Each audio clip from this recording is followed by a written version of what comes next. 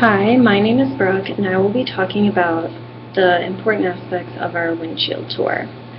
So we conducted our tour on Wednesday, October 1st, and we began around mid-morning, 10 a.m. at Kingdom House.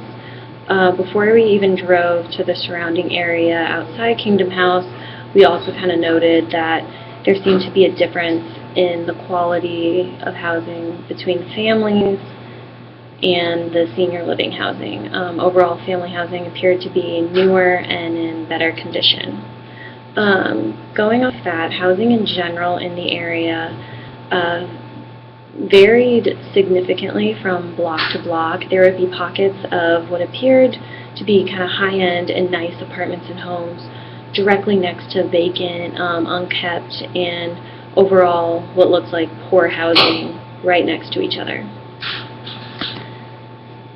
So most likely, because of the time that we did our windshield tour being mid-morning, we didn't really see too many people outside. One exception was on Shoto and 14th Street, the intersection there. We saw about 2 people walking on the sidewalk. There was one kind of middle-aged woman holding a dog walking up the sidewalk. In general, the landscape had kind of distinct differences just on opposite sides of the street on some streets. For example, on Truman Parkway, if you would look out the window to the left, you would kind of see a few gated areas, very green grass, and then pretty nice buildings. There were larger buildings that appeared to be either educational centers or possibly even community colleges of some sort. And then looking out to the right, you would see kind of overgrown grass, bushes, trees. You would see backs of what seemed to be vacant, rundown housing.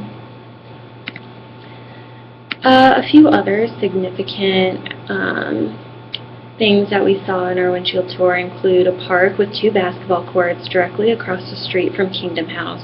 We also observed 3 religious centers. There were 2 churches and then St. Raymond's Maronite Cathedral. It's also significant that we observed the Purina building, the very big Purina building, looking towards the north off Shoto. We had previously known that Purina had donated the land for Kingdom House.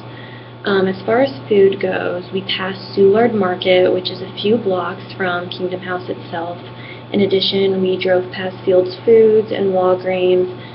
There are also kind of various high-end restaurants that seem to be more expensive, especially closer to Lafayette Ave and Lafayette Square.